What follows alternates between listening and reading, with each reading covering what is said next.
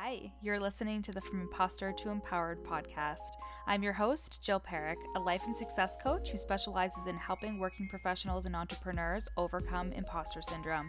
If you feel like you're not as smart, capable, or worthy as you actually are, and that someone is going to find you out, you've come to the right place. I use social and cognitive psychology, neurolinguistic programming, and somatic healing to take my clients from imposter to empowered so they can go after the success that they want and feel worthy of it too. Let's dig in. Hey, everybody. Welcome back to the From Imposter to Empowered podcast. I'm your host, Jill Perrick, mindset coach and imposter syndrome coach. So today we have on Jess Pantarotto. I probably butchered her last name, but I sent her a DM and said, can you send me a voice message with how to say your last name? She's definitely told me before, but I have forgotten. So if I butchered it, I'm really sorry, Jess. I love you. And I get it when people are like, how the fuck do you pronounce your last name? And I'm like, it's Perrick, but it's very hard to pronounce. So I get it. I feel you. If you have a difficult last name, I totally feel you. So anyways, Jess is somebody who was a one-to-one client with me from about January 2021, and we had our very last call in December of 2021. So we worked together for about a year, and she is a spiritual medium. And the reason why I love Jess so much is because she's so real and honest and used to be a skeptic when it came to spirituality and intuition and all that stuff. So I'm really excited to have her on the podcast, and we have such a good conversation. I always record the intros after I actually record the actual interviews, and this conversation is kind of long, but honestly, you will want to listen to the entire thing. It is so good. We cover so many topics about spirituality and imposter syndrome, her experience in one-to-one coaching, journaling. Like, we really go deep, and it is an amazing episode. So you're going to love it. If you want to follow Jess or book a reading with her, you can go to The Spiritual Singer on Instagram, and she also has a podcast called The Spiritual Singer. So without further ado, this is my interview with past one-to-one client, Jess. Hello, everybody. Welcome back to the From Imposter to Empowered podcast. And hi, Jess. How are you today? Hi, I'm good. How are you? I'm good. Thank you so much for being here today. I'm so excited. I'm excited too. It's going to be so good. Okay, so first, can you tell us who you are and tell us who you are and how you came about to come into my orbit for us to start working together this time last year, which is crazy, eh? Yeah, that is really crazy. So crazy. So my name's Jess, aka the Spiritual Singer, and I'm a psychic medium. And well, my name's the Spiritual Singer because I'm actually doing a master's right now in opera. So yeah, mixing all of that in together. But we met because the coach that I was working with at the time became your client. And then I saw all of the great things that she was doing, and I thought, okay, I guess I'm jumping on the bandwagon. No, I'm just kidding. I had spent a bit of time alone, and I was thinking about getting a new coach, but I wasn't sure. And then I saw her be like, this is my new coach, and she's awesome. And I was like, well, okay, I trust. Referrals. Referrals are great. I mean, even with getting your nails done, like there is that thing where you're always a little bit more inclined to give your trust and time and money and energy to somebody that you know, even if it's just like from word of mouth. Totally. And then we realized that we were from Ontario. True. And we only like Jess's hometown is only like an hour and a half away from me. So I just think it's so cool how like we end up on the internet in this online space, and then we end up working together, and you're literally an hour and a half away from me, like from your hometown, even though you live in Germany. I was gonna say you live in Germany, but like we grew up next to each other, but then now I live on the other side of the planet. Right. And also that we grew up next to each other and like never would have met if it wasn't for this kind of thing. Exactly. And you do you have a German background? No, you just moved to Germany. Yes, but I have German in me, so I just think it's so cool. Do you? You are Italian. So, do I think it's cool? I love all the Germans that are listening to this. No, I love living in Germany. Germany has like 65% of the world's opera houses. So it's Oh, really okay. common for North American singers to go to Germany. Like a not so good German opera house will have double or triple the budget of like the one of the five theaters in all of Canada. Wow. Okay, so Yeah. that makes a little bit more sense. It's like you kind of were like your opportunities were a lot bigger. Yeah, the plan was always Italy, which is funny that I ended Yeah, up here. yeah. You're in Italy That's now. the Yes. universe Yep. for you. Yeah, Yep. but after I spent like a year and a half learning a whole new culture and language and everything, and then it was just like, okay, I guess I don't live there anymore. No, bye. So funny.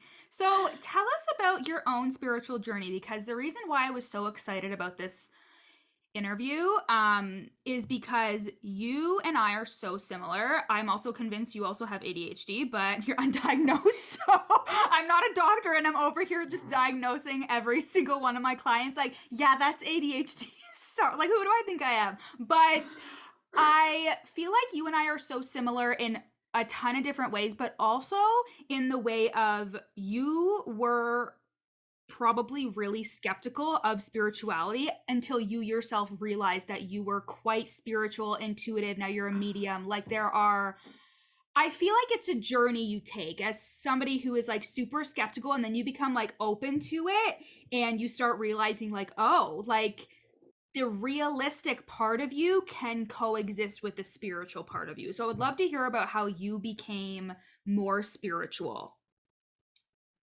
Yeah, I love that you said that. Like it's so true. Like spirituality can just be like another mindset tool that you have in your toolkit, or you can like use a spiritual approach to your mindset tools, and they could just be like a part of your very realistic everyday life.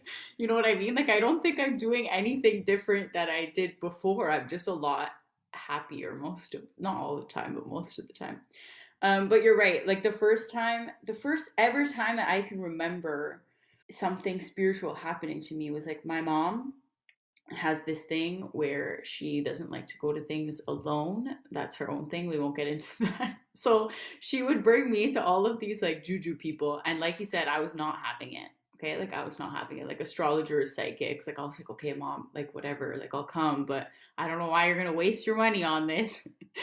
And at the end of an astrology reading, where actually everything that that woman predicted was like so spot on. And at the end of that reading, she's like, you know what? Like they keep telling me that I need to give you this deck of angel cards.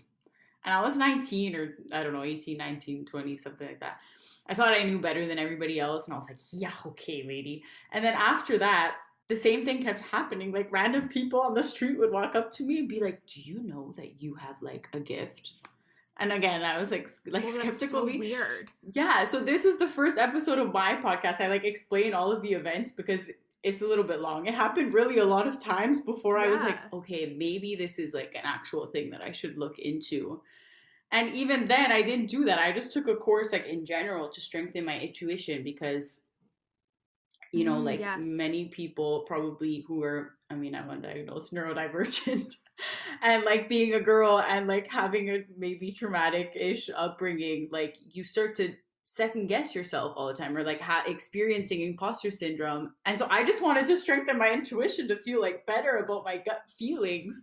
And it And ended I up being a think thing. that is like a really big thing. And I keep hearing it. So I feel like it's like something that I should be paying attention to more within my content, because I keep on hearing the same concept across like tons of people, is being able to discern between like anxiety and fear and your intuition. And that is something that if you are not used to trusting yourself, if you're not used to cultivating your intuition, then sometimes trusting your gut can feel a lot like fear or can feel a lot like anxiety. Well, yeah, because there's such a fine balance between like I mean there's just a fine balance in life Mm-hmm. between like discipline and then flow. And then we Totally. want to be somewhere in the middle, but if we are like over because usually if somebody's listening to this podcast, they probably experience imposter syndrome, and so they're I think so, probably like yeah. an overachiever, right? Which is like Totally. so backwards but so makes sense. Overachiever, has ADHD, super fucked up. Yeah, totally. It's a club. I'm just kidding. So it's like we want to get all of these things done and we get stuck in this self-sabotage cycle, and then we get used to trusting the wrong voice. And so all of these like normal people are like, just trust your gut. And we're out here being like, yeah, I tried that last time, Sally. It did not work. end well. It did not like grand enough. That is so fucking true. You're so right. So like what happened for me too is when I was super like skeptical about any type of spirituality at all, I would be like, I'm the voice in my head saying things to me, not spiritual like voices or whoever. Like it's just me. So I would overthink it, being like, okay, is this somebody actually speaking to me and channeling to me, or am I talking to myself? But see, the thing is that it doesn't matter at all. Love that. It really doesn't matter. Like I have clients who don't want to talk about like spirit or source like at all. And you know, when I start my readings, I do start with a prayer, but it's like non-denominational at all. Like totally. I don't involve any kind of like God or anything, because if you don't even have to subscribe to the idea that there is a bigger thing out there, right? Just like that there is this energy that encompasses, like everything is energy. You literally can't argue that that is actually science. Like everything is energy. 100%. Yep. And if we're going to say that that energy comes from something greater and is guided from something bigger, it's as much outside of us as it is within us. Like we are all created in this energy and we all have access to it. So does it really matter? Like the messages are coming from outside of you, but they're also coming like from within you, because they're kind of the same thing. I feel this way too when I teach clients how to like, as you know, how to like reframe the past and help see it with more compassion and see it in a different light. Because at the end of the day, how does it hurt you to reframe something in the past to help you move forward? It doesn't hurt you whatsoever. And I think especially people who are neurodivergent have a really hard sense of like what's fair and what's right. So they're always trying to find the right answer in terms of what is true and what's right. So sometimes the reframing can be difficult because they're like, but this is what actually happened.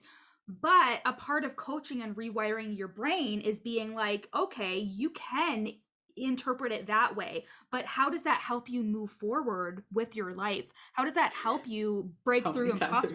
Why are you laughing? Because how many times have you said that to me? Okay, but how does that help? Yeah, you could figure that out, but how does that help? So like, I find that when I work with people who may be neurodivergent, like I find that like Jess, they're really stuck in like, but this is what happened. And I'm like, I can totally see that, but how can we reframe it that is going to help you move forward? And I think that's very similar to what you're talking about, and being like, you don't have to believe in God or angels or any of that stuff. But the fact that you just believed that like, there is something, or that it can be helpful for you. Like at the end of the day, is it helpful for your brain? Is it helpful for your life?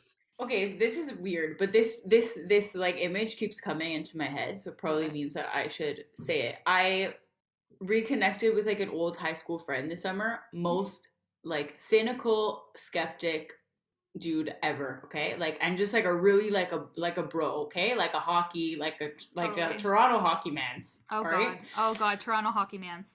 Oh no. It says enough. I can hear him speaking right now. I can literally to any Canadian, that says a lot. Yeah. And so this is the funny thing with readings is like, he was like, all right, you know what? Like, I'm open to it. Like, I don't really know if I believe it, but like, I'm open to it. Go for it. Love that.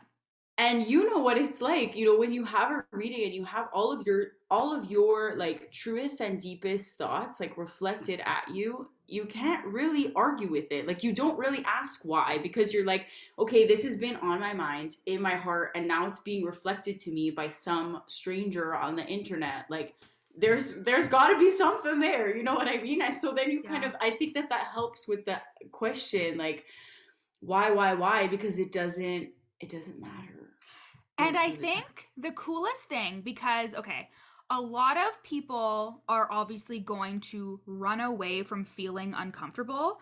But when it comes to something that what you and I do, like your best transformations with people, your best testimonials are probably the people who were skeptical in the first place, are probably the people who, like, you spoke to them and they were like, holy shit, like, I didn't realize that you were in my head, and that they were so moved emotionally. What? No, I think that there's a difference, and probably for you and like your coaching too, there's a difference between being skeptical and being just like, I'm gonna say neutral. I'm gonna use the word neutral Mm-hmm. because I think Yeah. to really be successful, I guess, or like get the most out of coaching or reading or really anything that you go into, you need to be open to it. Mm-hmm. For sure. Because as a coach, as any kind of like coach or channel or anything, you're not gonna help. You can only help people help themselves. Like I So can't do anything for you, especially if your energy is like so closed off. You're like, this is all bullshit. Then like I'm So not gonna you get say anywhere. that, but I've had people who've come into coaching who say that they're open, who invest, and then it's so hard to get through to them. Don't worry, it isn't you. But like Probably is. but like that is the uncomfortable part for the coach, is if I were to get stressed out about that stuff, because I used to get so stressed about people who were a little bit resistant, and I used to make it mean something about me. But if I really think about what I'm doing here, it's like you and I are both helping change their brain. You're helping change their thinking, help change their perspective. And if you expect that to be easy, like, it's going to be extremely painful. Yeah. So I think what's important here, and how I want to like tie it back, is like you have to live in your purpose and speak your truth and speak your like spiritual story and truth for those people, no matter who is skeptical or unsure or whatever, because you have the capacity to really change somebody's life. And I hope whoever is like listening to this as well, if you suffer with imposter syndrome, you probably feel like, I can't change somebody's mind, or I can't be this leader or this change maker. But you just have to be okay with being a lot uncomfortable with standing in your purpose. Yeah, so I get what you're saying. I guess for me it's like when somebody comes, people, I think when people come to a reading, maybe like coaching, like there's that fear of vulnerability, Mm-hmm. and then they For just sure. close up. And it's like for sure you could do something. Like you're going to be able to help them a little bit. It's sort of like that sweet spot between not being like so gung ho that then you get stuck. You need to be perfect, and then you let the perfectionism like trip you up and you get stuck in that self sabotage thing. Yep. Mm-hmm. And it's like the sweet spot between that and then just like really being like, this isn't for me. I'd rather just eat chips on the go to my 9 to 5 and eat chips on the couch at night and complain about the things that I don't like in my life. Like Totally. somewhere in between those two people are the people with this kind of stuff is gonna like help the most. Or Yeah. but I guess for us the most important thing there is just catching that perfectionist voice and like Mm-hmm. acknowledging that that's what that is, and just being like, okay, thank you, I see that you're trying to keep me safe, and like you could step aside now because I'm trying to help you out, Yeah. like this is all for me. Yeah, for sure. Yeah, like I've had about like a handful of readings before I started getting readings with you. And like when I first started out, like I definitely was super skeptical.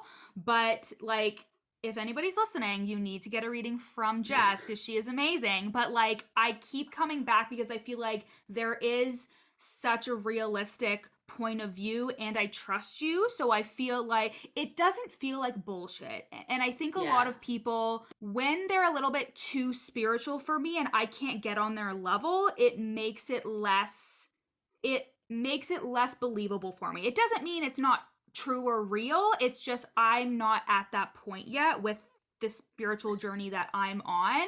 So I feel like Yeah. your services and how you read for people is the perfect bridging spot between like leaning into their spirituality and trusting themselves versus like somebody who is so woo woo and so spiritual and knows everything. Well, I mean, thank you so much for saying that. You're But welcome. also, it's so funny because sometimes those aren't the best readings. And it's funny because I Mm-hmm. talk about that in my episode about readings. Like Interesting. you can go to somebody whose house is full of sage and crystals and like singing I don't know, whatever you think of somebody who's like super spiritual would have. that doesn't mean that they're gonna give you the most honest reading. Totally. And people are so scared of readings because they think it's BS, because they think you're going to be reacting on, like, I'm just gonna see your reaction and then go based on that. Somebody who reads like that is going off of ego because they want the person to say, like, oh my God, you're an amazing reader. And that's why I was Love talking that. about the difference between like skeptics, because I don't want a skeptic as a client, because Yeah. I'm not going to change your mind. Like, Yeah. if you come to me and you're open, I'm going to change your freaking life. But if you Yeah. come to me and you're like, this is bullshit, you need to prove yourself, I'm Ew, like, yeah. you know what I mean? The Yeah. energy just changes. So, but I get what you're saying, because I think sometimes people think that they have to appear super spiritual for their message to come across in the right That's way. big, yeah. They're like, oh, I have to cover this and like all kind of stuff to like make people buy it. Like, I need to put my pictures with like a crystal ball, and I just show up and I'm just me and I talk exactly like how I talk, but it's all spot on. And then people are sitting there like, what the hell just happened? And I think you just like hit it on the head there in terms of being like, if anybody is listening to this and they feel like they have a spiritual gift that's not being nurtured, or that they think that they're a little bit spiritual or whatever, it's like you don't have to be a perfect person. And I talk about that all the time on here as well, because like being neurodivergent, I have a hard time like not being really honest about my own journey. Yeah. But I know that there is a perfectionist part of me who's like, they won't see you as an expert if you talk about your own experiences with imposter syndrome, but I don't know how to separate the two. So I'm just like super honest about it. So I feel like what you're saying is that there are people who like you look at them and they're super, super spiritual and you think, I need to be that way. And no, like you can be spiritual as you are right now. Yeah, exactly. Yeah. Exactly. You can invite the really the most important aspects of spirituality, like the inside aspects of spirituality, and you don't need all of that other, like you don't need the bells and whistles. Mm-hmm. You need the basics. Yeah, totally. Can we talk a little bit about when you started to work with me and where you were? Because I think you had started your business, but you had like a course or something like that, and you hadn't really leaned into actually doing a ton of readings and doing all that stuff. So I want to hear, what do you think has changed for you since before we started working together to now after we worked together? Because we worked together for about 9 or 10 months. So yeah, I think, and I mean, I know I've said this to you a million times, I don't think I wasn't the person who like had a moment where everything was like, oh my God, my life is so much better now. It was more like slow and gradual, and I kind of felt like nothing was happening because, you know, imposter syndrome, you need to be perfect and everything. You were like, nothing's happening. I'm like, okay, let me bring out the fucking receipts, Jess. Exactly. And then at the end I was like, oh, I'm like kind of a totally different person now. Like, cool. Like, even my whole business changed. You're right. So I initially started as I was coaching people who were moving abroad. Mm-hmm. And I had just started with my like mediumship course at the time that we met, and I was kind of like, yeah, this is just for funsies though, like this isn't really what I gotta do. And then it ended up going really well. And I don't think that had we not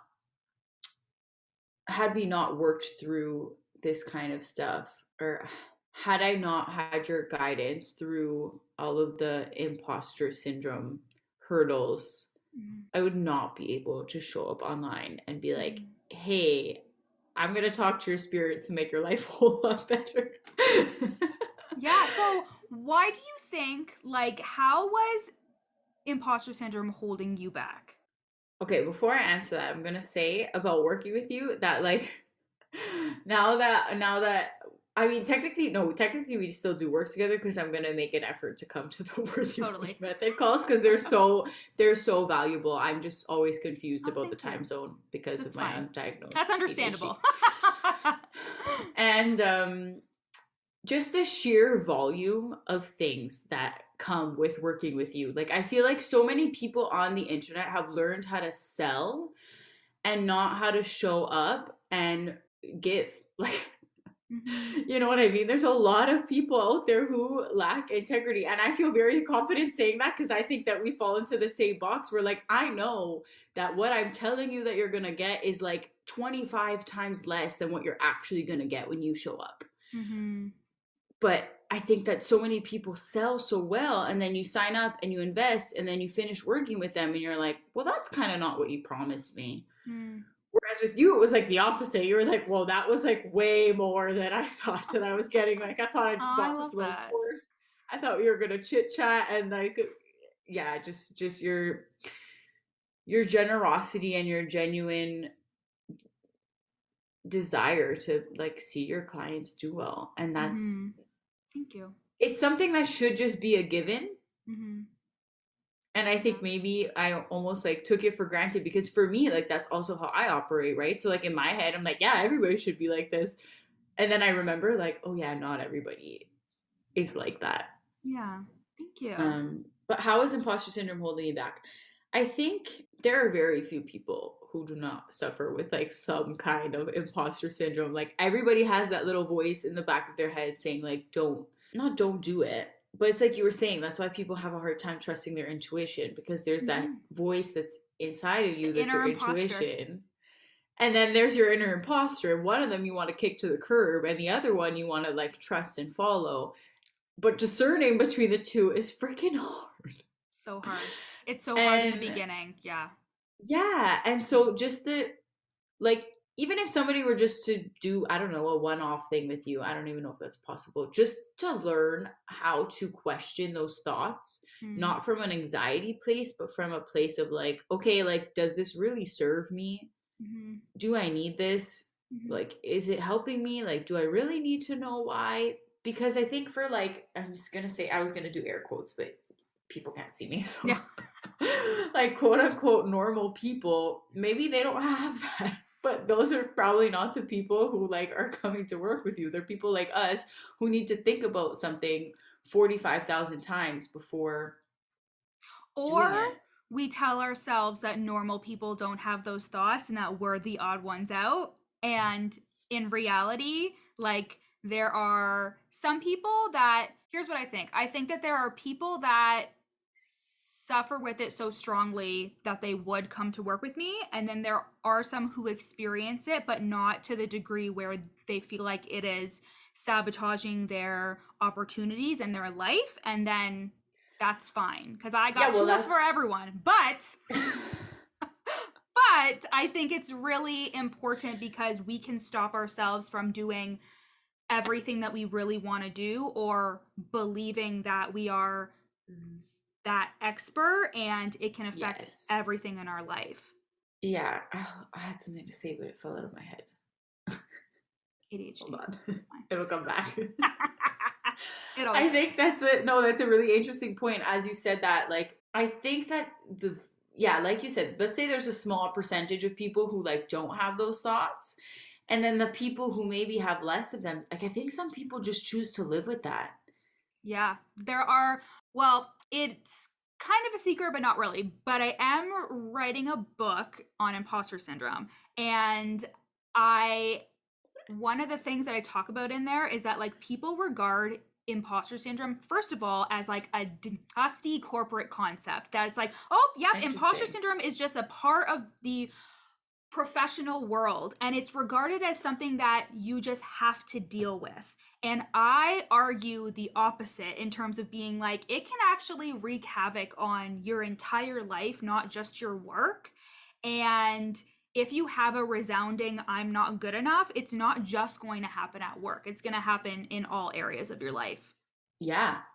Yeah. And I think that there are some people who like just choose to see that voice and be like, okay, this is my life. But it's like you said, maybe I think that's it. That's really interesting that you brought that up because it's kind of like the same thing. Like it doesn't matter what you call like any of the spiritual stuff. Like you can call it God, you can call it your intuition, you could call it spirit, source, whatever, your angels. It literally doesn't matter because it's all Yep. the same thing.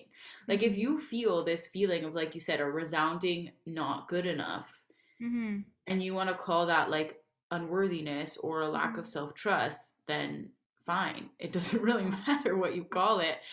it's the fact that you're acknowledging it and you're choosing, like, I want something better for myself. I want something bigger for myself. I know that I can be and do more. And so I'm going to just go all in because, okay, I'm scared shitless, but whatever. Because I don't know if that voice Yes. ever goes away. You just have It doesn't. tools to deal with it and do the thing despite the voice. And I think when I first started out in this niche, I talked a lot about like overcoming and it being gone for good. And instead, I'm really trying to term the language as you're breaking through imposter syndrome, which means that you're breaking through it at every new level. You're learning how to dialogue with the voice. You're learning how to have a conversation with it and not just believe every little thing that your brain wants to offer to you, like the simplest thing that I can explain to people if they have like the question of like how do I start overcoming this is like you have to realize that the voice that says I'm not good enough, like it's not you and it doesn't have to be true. You're just choosing to believe it. So that Yeah. choice is to be like, actually, I'm going to question why the fuck I would think I'm not good enough. But a lot of people don't have those skills or those tools, so they just don't do it and they go through life being like, I'm not good enough. Well, I guess I'm not good enough and I can't do this and I can't do that, you know? Yeah. And then they end up with like a whole bunch of regret. Yeah, totally. So amazing. This is a really good conversation. I feel like we talked a lot about spirituality and imposter syndrome and you working with me. Just thinking if there's anything else that we can add into it. Okay. All right. It's interesting that you said that because actually, like, a really useful tool that not a lot of people share is like, okay, so like you said about the thoughts, when you're meditating, nobody's telling you that your thoughts are not going to come. Like, I think almost everybody, like, the most spiritual dude on the top of the mountain is going to say, like, yeah, you're going to have thoughts. And I think then, like, your perfectionism voice comes out and is like, well, is this a download? Like you were saying before, is this a download for my spirit guides? Or like, am I making a grocery list? Or like, what the hell is this? It doesn't matter. Like, even when you have a dream that you're like, oh, I know that that was meaningful, but I'm going to forget it. You can ask. You could say, I am being present right now and I want to be present in this moment. And can you please show this to me later? Or like, if you wake up from a dream and you know that it was important, then you could say, can you please show me this sign in the physical world? And like, just asking, right? And like, that's kind of what you're saying about your thoughts. Like, that's just choosing a different thought. You're like, Mm-hmm. okay, it's not the end of the world if I wake up and I forget this dream. Yeah. It's kind of like tasking your subconscious, which I was talking about on stories like a couple of weeks ago and you were like, "What does this mean?" And I was like, "Oh, I'll tell you." Because when you task your subconscious, you are basically like asking it to show you something again or to help you solve a problem. So for example, if I have something that I really need clarity on, the night before I go to bed, I'll be like, "Subconscious, can you please try and figure this out as I sleep tonight?" Because your subconscious is just like recycling things and you're having dreams and all of these things are happening. And about 90% of the time, I wake up with more clarity, and Yeah. just be so. I think it's a cool idea to also like task your spirit guides as well, or just like task the universe because you're also training your brain to look for it as well. Yeah. I mean, like we said, like, it's the same thing. Like, it doesn't matter if you call it your subconscious or like your spirit guides. I don't know. Yeah. I find this whole I'm always weary of spiritual mentors when they say that you like need to do something because you Mm-hmm. don't need to do anything. And like, everyone's Mm-hmm. spiritual journey is going to look different. Like, this is what, when I talked about spirit guides and when I explain spirit guides to people, like, they're going to show up to you in whatever way that you accept them. And so Mm. if you're not down for like angels and spirits and source god whatever, if you're not down for that, then that's fine. Maybe you'll see a bird or maybe you'll see repeating numbers, or like, you're going to see the thing that works for you because like you said, like, you're just tasking your subconscious And like, essentially. what's so crazy is that the other day I was like meditating, I was in the bath, everything was good, and I was doing a specific one to like show me my spirit guides and have a conversation with them, and I saw a horse. And I kept thinking, okay, I see a horse, blah, blah, blah. And then I was like, wait, the horse is my symbol. But I kept just thinking I was in a field, being like, okay, I'm in a field and I see a horse. Okay, whatever. I fucking love horses and I am going to have one day. That's on my vision board and everything. Okay. And like you're like, okay, that's weird. But if I was really, really rich growing up, I would 100% be a horse girl. Like 100%. I mean, you I would sound be like a horse girl. That's why I'm laughing. I'm like, how did you keep your horse girl so secret this whole time? I'm 100% a horse girl. So I kept seeing this like horse, and it was like a white horse, and I was like, okay, I keep seeing this horse, and I was like, wait, maybe the horse is my fucking symbol. So then I Googled it, and like the amount of things that it symbolizes, which like I can't really recall it right now, but it was very relevant to what I was working through and thinking about. And I was like, wow. Instead of questioning it and being like, no, it isn't the horse, it's a person or it's something else, I just allowed it to be however it is to come to me. Yeah, and all right, something that a client got upset with me in a reading about, but I think is a great tool. I told them to Google it. Like, that's the thing. Like, spirituality is not this like crazy thing that's out there. I studied numerology, fun fact. I don't like usually announce this, but like why? Bitch. Why? That makes you even more of an expert, bitch. Because when I see angel numbers, I Google them. And you know why? Because every time what comes up is like a slightly different. Yes. And I don't like that in the study of numerology. Like, it's all very fixed. Like, there's things that I do like about it, but there's things that it's like right or wrong. Whereas like when I see an angel number now, I'm like, meaning of 222. However, and it comes up a little bit differently every time. And then whatever it is useful.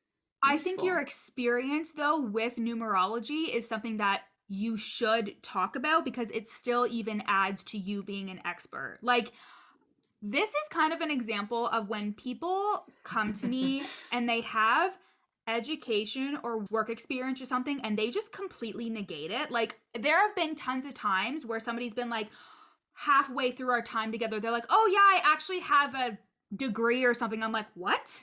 Like, you never mentioned that you have this kind of experience, you know? Like, and I also always talk about too in terms of like, it doesn't matter how much education or experience you have. If you feel like a fraud, you feel like a fraud. It won't matter. So that's why you can do all the certifications and do all that stuff. It's great and it's going to help you for sure, but it won't stop you from feeling like a fraud. So what I was going to say is that I can understand why you would have those thoughts about numerology, but I think that's a really unique standpoint in terms of being like, hey, I have experience in this, but because I think I'm the expert, I'm going to say that I think it's bullshit that it's so fixed. Yeah, well, it's same with astrology, right? Like, I don't know if you noticed that. It's funny because I've started doing like my full moon energy updates now are now like reading. So I just do a reading for the collective. Like, I draw cards and then I write out the full moon energy update. And it's always the same as the astrologers that I used to go and like all the I used to do so much research to put together those moon energy updates, and now I just do it as a reading and it always matches up. So cool. Like, that's so cool. Yeah, it's so cool. And I think this thing of BS comes up a lot in coaching and in spirituality, and it's like, does it matter? You know what? It's like you were saying before, like this thought, like, does it matter if it helps you? And because of this thing, like, you end up 10 steps ahead, as opposed to just like you sitting there and being like, but what if she's making it up? But like, what is even a spirit guide? But like, I'm an atheist, like, or whatever it is. Like, I can't change my mindset. I'm going to just have imposter syndrome forever. Like, whatever it is, you could just sit there with the complaints and just keep things the way that they are, and that's fine. Or you could choose to just like trust, because sometimes in coaching, like in reading, in life, you're at a certain place for a certain reason, and it's not going to be where you are forever. But it's where you're supposed to be right now. We also have a filter in our brain called the conscious critical faculty.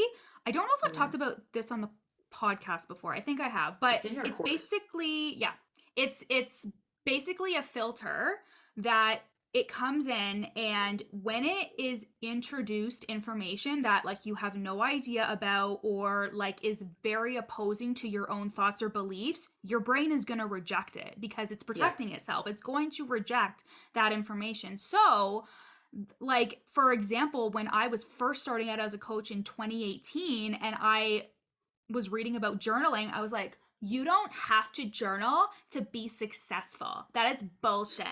Actually, journaling has been like one of the most transformative things in my entire life. And I believe like it is a staple in coaching for me. Like, it isn't an option for you to come and work with me and not journal. Like, I have a, you Yeah. journal, Jess. I have a, you're like, do I journal? Yes, you fucking do, bitch. But No, I have that's this. not what it was. That was that my journaling has changed so much actually, because we had like an extra session after our time Yes. ended, and in Yeah. that session we talked about journaling, and you were saying how like it doesn't have to be any kind of way. Yep. And I know that you've said that to me before, and I know that I've heard it before, but for whatever reason, like in 2022, I'm over here like crying in my. Did you see my story today? I literally I posted did. a I loved story of it. me sobbing onto my notebook. And I was like, I know what this is about. Yeah, I know. I have the inside knowledge. I was like, anybody who knows me knows what this is about, because I've literally been trying to get over it for like 10 years, and then I'm just randomly sobbing onto my notebook on a Sunday afternoon, and it's just gone. Like, what the hell? But like in the best way, like in such a good way. Yeah.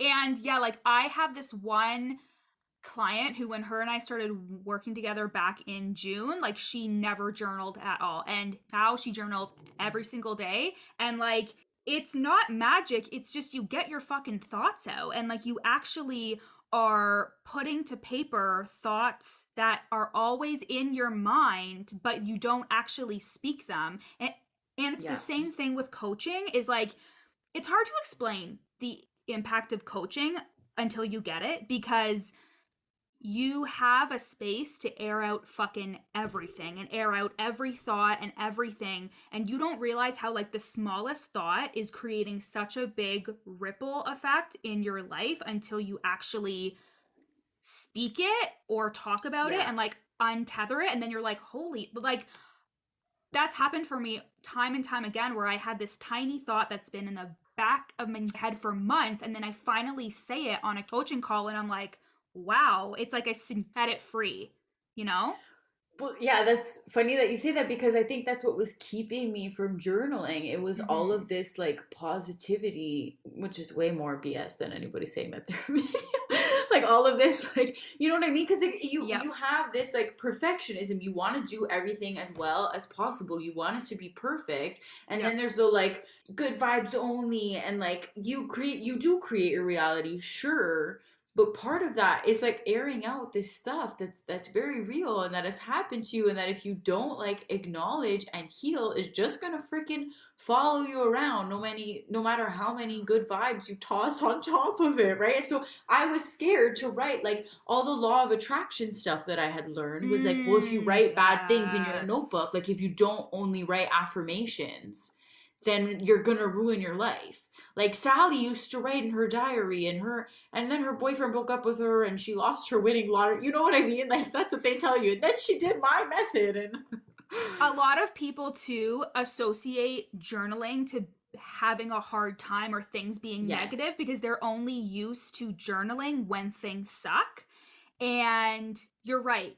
I have a client where the woman who, she said the same thing. She was like, I'm a little resistant to journaling because each time I do, it's usually just like bad shit. I feel like I can't journal when things are good. It just doesn't seem like it connects. And it's because no, like it's not just a bad thing, and it's not just a good thing. And I think you talking about that, the law of attraction, and being afraid to have negative feelings and being afraid to say negative things can really fuck people up, because they're like, I can't say this and I can't feel shitty, because if I do, I'm gonna like repel all the things that I want. And that's but instead you're having that emotion and those thoughts stuck inside, like legitimately stuck inside of you, and then that's gonna fuck you up even more. No, for sure. Like journaling is just getting so honest with yourself, and I feel like so many people miss out in things like readings and coachings and their journaling because they just can't get honest enough with themselves, Mm-hmm. because it's really hard to like,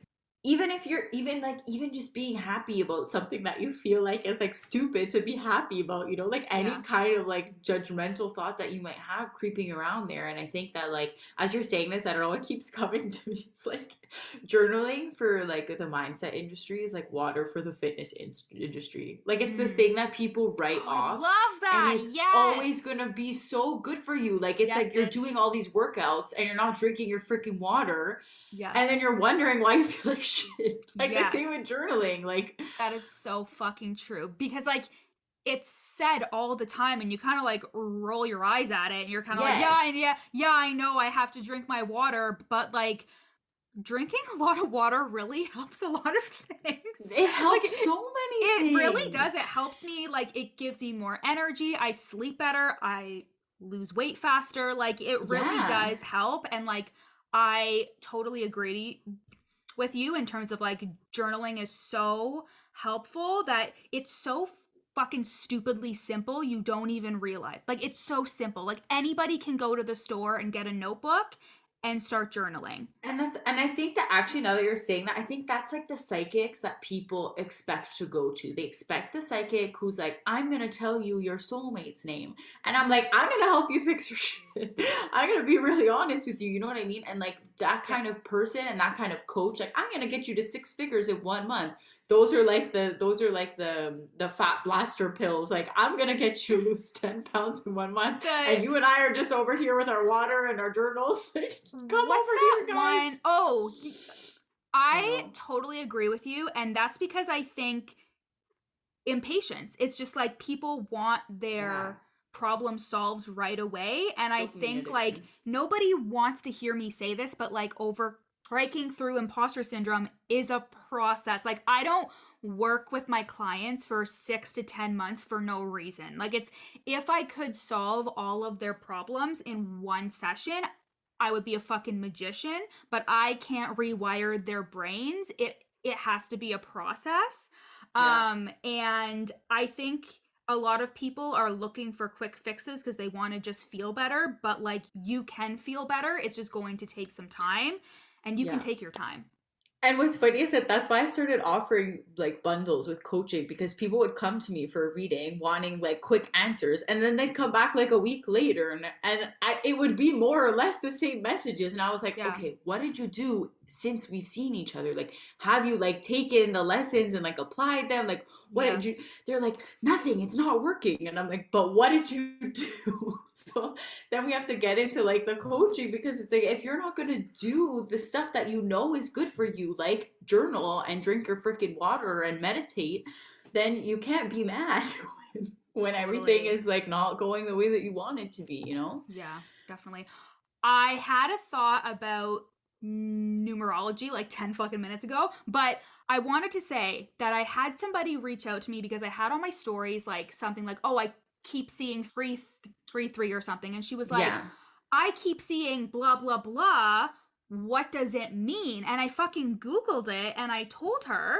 And she was kind of like, for a second, she was kind of like, oh, yeah, like I Googled it too, but like I'm just not sure because you always get different responses. And I said to her, I said, I truly believe that what comes up is what you need to hear and how you interpret it. And she was like, yeah, you're right. But here is some person looking for the right answer or the Yeah. ultimate answer, and there fucking is none. It's not even that. Like, it's that there is none, because it's not helpful to you. Like Right. what's most Yeah. important is what's most helpful to you, right? Like, Mm-hmm. and that's not to say I think spirituality is a lot more, and like mindset coaching and just working on yourself, self-growth is so much more than just like Oh, God, looking it's so at angel layered. numbers. Yeah, totally. Yeah. That's where a lot of people go wrong, and they end up like spiritually bypassing. Mm-hmm. They're like, I sage my house, and like I have crystals, I'm spiritual. Like that's not what it's about. It's Mm-hmm. about like showing up to this stuff every day. Like we're talking about like sitting with your ugly thoughts and journaling them out, like investing in some kind of support, whatever Mm-hmm. support feels right to you, Mm-hmm. and then going off and applying that new knowledge to your Yeah. life. Mm-hmm. Yeah. Right. Like, And that's why things like numerology and astrology, I like them. I know about them. I could offer services around them. And I felt more, you know what's funny? Speaking of imposter syndrome, I felt more confident when I could do that. Because I was like, here's this book, here's where I learned this from, or like, here's this teacher that I mentored under, here's where I learned this from. This is why this is real. Whereas like with psychic mediumship, I can't prove it to you.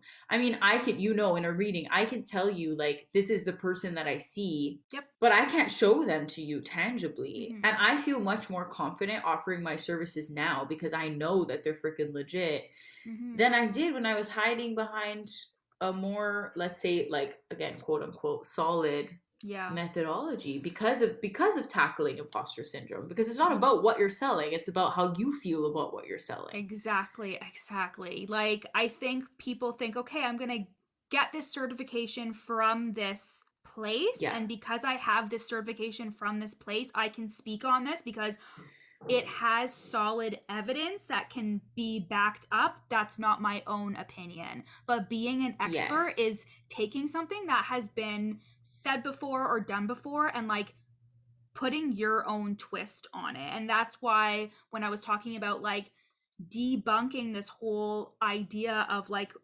imposter syndrome just being for the corporate world as like something you have to deal with instead of actually like break through and overcome, it's I could have just been like, look at all this research on imposter syndrome, like blah blah blah, like it's like here it is, but instead I'm choosing to say this is what I think. I don't have any like peer reviewed research around it yet, but this is just what I think and I think it's good enough and seen. Well, it's funny that you say that because you keep saying that and it keeps reminding me of like someone I dated who's like a finance bro. And I think that he would say that he has overcome his imposter syndrome. But like I was saying, like, I don't think that he has issues with those thoughts anymore. But I don't Mm. think that he's doing the big, scary thing on the other side of those thoughts. And that's like the Mm. difference. And that's where the growth comes. And Ooh, that's that's probably what good. you're talking about, right? Like, yeah, Yes. this old ideology has these people in like traditional, like, sure, you could have stayed at your job at the OPP and Mhm. conquered your thoughts, let's say Yep. it like that. Yep. Like you could have totally done that and lived a happier life Mhm. without those thoughts, but you would have never been in the place that you are now and never No. had like the freedoms and the goals that you have Right. if you didn't like tackle them head on. I could have stayed in that job and gotten more confident in a role that I've been doing for a very long time and not Yeah. taken any risks or done anything outside of the box because I was so confident in that role because I've been doing it for so long. So I knew all the ins and outs versus taking risks and stepping outside of the box is really fucking scary because you never truly feel like you know everything. But Yes. on the other side of Because you that, you're don't. right, are tons of opportunities and a bigger life than I had previously imagined for myself. Yeah. But I do think the one thing that I want to say, like, that I'm like hesitant about is that I feel like there's a lot of stuff, like coaches who coach coaches. I think Mhm. there's so much focus on this, like, you're the expert, you don't need training, just do it, like, sell it. Like, no, I needed to take this course. Like, yes, I always had a spiritual inclination and I was always Mhm. able to like when people in my family passed away, they would come to me in dreams, like even as a kid. This is stuff that I forgot. And like I had an encounter with a ghost that I'm going to tell this story on my podcast. Like my grandparents came to me and that's what kind of Mhm. started my spiritual awakening Yeah. while I was going through a really shitty time. Yeah.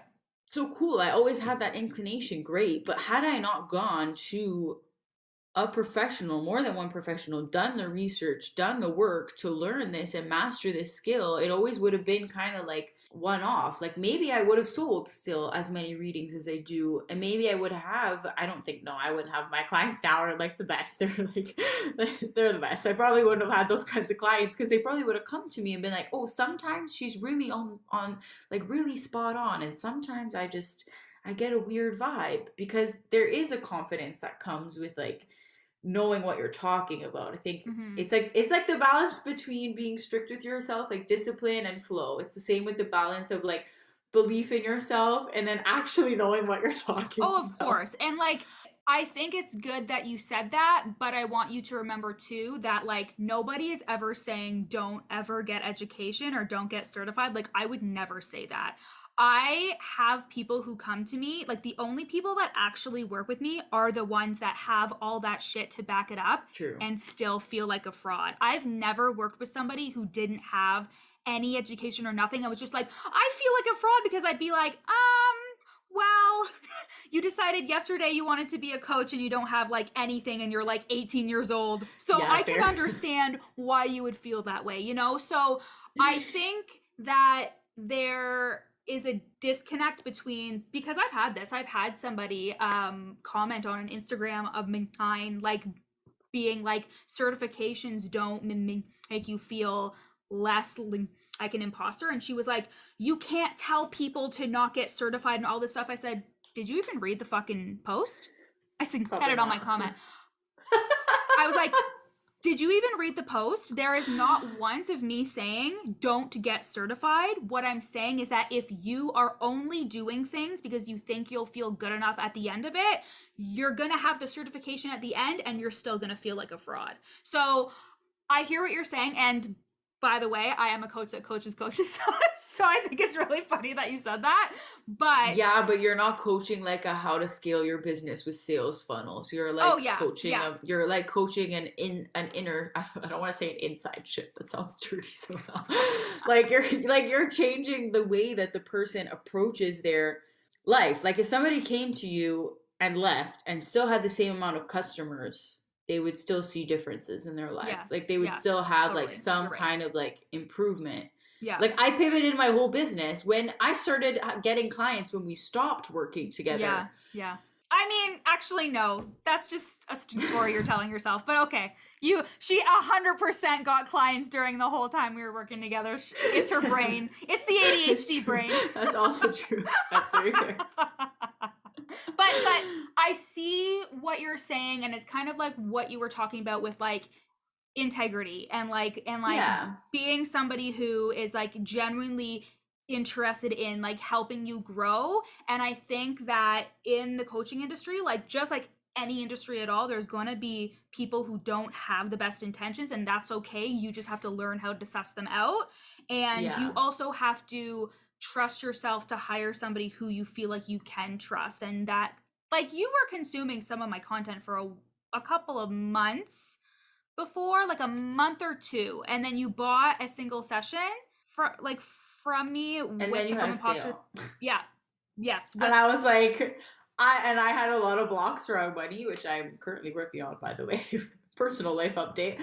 And I was like, oh, okay, like maybe this is for me now. Like yeah, yeah. but Yeah, like, I hear what you're saying, and like, yeah, if I am never going to say I don't think you should have any certifications or anything, because it is important to know how to hold space for people, how yes. to be in integrity with your services. And I think that there is no level of belief that can supersede like actual knowledge Yeah. and actual experience. But on the other hand, if I would have waited 10 years to start coaching because I needed to have all the certifications and do all the things, and I wouldn't be where I am now. So I also believe that like experience is really important as well. So if you're a coach that is listening to this, like, don't be afraid to just like get the experience and charge lower and like work through those things and build up your expertise, because you are going to be growing Yeah. for the rest of your life in this career. Yeah. And something that keeps coming to me, even though it's like really very vulnerable to say, is like sometimes I do show up to a reading and like the messages that I get are bizarre and I feel like a fraud and I'm like, am I making this shit up? And then I'm telling the person the messages and they're like sobbing. You know what I mean? Like it's like, yeah, but I see like this really like baby blue like pickup truck, and I just start explaining it because again it's like the weirdest mishmash of stuff. Yeah. And then I literally can watch like somebody's like face filled with emotion and like they're just like sobbing. And I'm like, oh yeah, I've had like training. Like I really do know what I'm doing. I just forget sometimes. Yeah. And when I choose, like if I chose to believe those thoughts and to not offer my services, then I would be cutting these people off from like the confirmations and messages and joy and whatever else that they walk away from a reading with, you know? Yeah. And I think we just all go into it with like everybody that's here that's listening to this has a good heart and cares about helping people. And I think that we can be afraid to cause discomfort or pain to somebody else, especially being so empathetic and really caring about people, especially as a coach. You care about humans if you're a coach, you know? So like sometimes we negate our own experience and expertise because we're afraid to do harm or hurt somebody's feelings or screw up or whatever. But that is why it's so important to build the belief in yourself and really believe that what you do and what you know is enough, and that you'll always be learning. You will always be expanding on your skills and learning, but that the belief in yourself is it's a part of the equation. It's not just like you don't have any education, but if you believe in yourself, you're good. It's like actually it's a good balance between like the education, the expertise, the experience. And I always say education, but I know that there are some people who are like, but I don't have a degree. But I mean like even continuing education, you know, like it really doesn't matter. And also taking your experience from anything in your life. Like I use skills as a server, like as a server at fucking Wild Wing. I use those skills in a lot of like relating to, oh my God, I was not a good server. I was a really bad server. It was the undiagnosed ADHD. Like they would like ask me for the ketchup and I would be like, yeah, sure. And then I'd go away and I'd forget. And then I'd be like, oh fuck, I have a table. Oh my God, it would happen to me all the time. Out. And now I know it was undiagnosed ADHD, but I learned skills and how to like talk to people and how to like sell them items on the menu and talk about the special things and all that shit, you know? So like I choose to see every experience that I've had in my life, all my education in my life as relevant to me being a coach. And that's a choice. Why are you laughing? It's really funny that you say that because I took a job one summer at Burger Priest, and when they like first opened in the bridge in Vaughan, and you know, I was like kind of embarrassed. I mean, it was really fun because my boyfriend at the time worked at the beer store across the street, so like we would like take lunch breaks together and stuff. Fun. But the whole time I was like, this is an embarrassing job. Like, oh my God, like what if someone comes in and like I was in maybe second year of university. I hate you. That's so normal. 21. Dude, I was making like $15 an hour. And minimum wage was like 11. Yeah. And customers would be like, are you the owner's daughter or something? Like, why are you so nice? Like, you're really good at your job. And here I was the whole time just like talking shit about myself. You know what I mean? Yeah. And it's just, yeah, I think that's just funny. It's just such a testament of like what this kind of work over time can do. I mean, I don't know if I would take the job. Like I was a cashier. I didn't have to cook anything. I made the ice cream sandwiches, but whenever when someone's like, I want a fucking milkshake, I'd be like, kill me, because it takes forever to make a milkshake. So if you're ever in a restaurant and they look really busy and your kid asks for a milkshake, tell them to shut the fuck up, because that server definitely doesn't have time for your shit and your milkshake. And you know what? Also, you come out and you're like, here's the milkshake. Everybody wants one. Everybody sees it and goes, oh, I want one. Yeah. But I think as a customer, you don't know that it's the same person dealing with the line of 40 people. Oh, no. That has to make the milkshake. You assume that there's like an assigned milkshake person. Just one person to yeah, so that was my revenge. And like, I really doubt that the owner's going to be listening. That was my revenge, is that I would accidentally make the wrong milkshake or the wrong ice cream sandwich. And then that's what. And then you would eat it? The boyfriend at the time and I would have on our if we had a break, we would try and meet, because we literally worked like across the street from each other. Yeah, it was really funny. That's hilarious. This has been a really good conversation. We covered so many things. We talked way too much. Go back and like, I'm like, it's going to be short. It's going to be 20 to 30 minutes. It's literally an hour since we started talking. But Jess, where can everybody find you on the socials, your podcast. Let's hear it. Everything is The Spiritual Singer. Perfect. And whose idea was that for it to be The Spiritual Singer for your podcast? I just want to take credit. I'm just kidding. But she was like, I'm going to do this and this. I'm like, no, The Spiritual Singer. It's so fucking good. It's so good. It's so good. It is good. I'm happy with it because it's what it is. Like I love that the coaching clients that I still currently have are all musicians, and like I still do help them with that kind of stuff. So I feel like it's accurate, and it continues to invite artists into the space and to like normalize this kind of thing, because you know, if you're in a rehearsal room and you kind of don't want people to find out about this stuff, and then they do, and then they're like, you know what, I actually have like a tarot deck too, or like, look, I have a crystal bracelet too, you know, like you never know who is down for the juju. It's usually most people, because it just makes your life better. And like, it doesn't matter who like you're speaking to. If you resonate with somebody, they will come and want to work with you or do something, regardless if you say, I work with singers or blah, blah, blah. Like, it really doesn't matter. If somebody really resonates with your content, they're going to want something from you, even if you are specifically saying, I work with singers or I work with coaches. It doesn't matter. That is for you to clarify and get specific for yourself, so it feels like it's more like easier and tangible. But anybody that needs your help will come to you. So I just wanted to say that. Yeah. Well, no, that's the best thing about readings, is that it's literally good for like anybody. Yeah. So anyone. Can you tell us what your current offers are really quickly? So if somebody wants to work with you, how could they do that?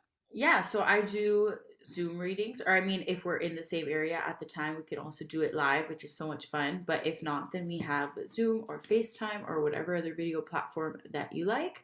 Or we can also do a digital reading, which is great for somebody just like dipping their toes in the water, because it's a lower priced offer and you get voice messages, or I mean, if you request it, you can also get a message. And I just do a reading for you, and I send you whatever messages that you need. And that can be clarity on like a specific area in your life. Like if you need clarity around, let's say you got a new job offer and you're unsure about it, or you just started dating somebody new and you're unsure about that, or you just want some general clarity in your life. A reading is, it's funny because whenever I read for people, the most thing, like 99% of the time, they say like, oh, like I knew that. You know what I mean? It's getting to see your own feelings like affirmed. It's that thing that we were talking about, when it's so hard to discern what's my anxiety and what's my intuition. That's a great time to have a reading, because you literally get contact with whatever you consider your intuition to be, whether you choose to put that in the hands of like any kind of greater power, or you choose to keep it in your own hands. It's really all the same. We could change the language to make you feel more comfortable as well, but it's all good. Super good. You guys should definitely go and get a reading from Jess. I do all the time. I was just thinking, I need to book another one soon. But I was thinking that too, actually. Yeah, I was like, I'm due now. I'm due for a reading. So thank you so much for coming on. I love you so much. I'm so glad that we have this relationship. And I'll talk to you later. Bye. Bye. Thanks for listening to the From Imposter to Empowered podcast. Head to the show notes to find out how you can take this work deeper with me in one-to-one coaching or in my lifetime group coaching program, The Worthy Woman Method. In the show notes, you'll also find a free 3-day challenge to start the process of overcoming your inner imposter. And once you're done with that, screenshot this episode and share it on Instagram, tagging me at YourCoachJill so we can connect. See you next time.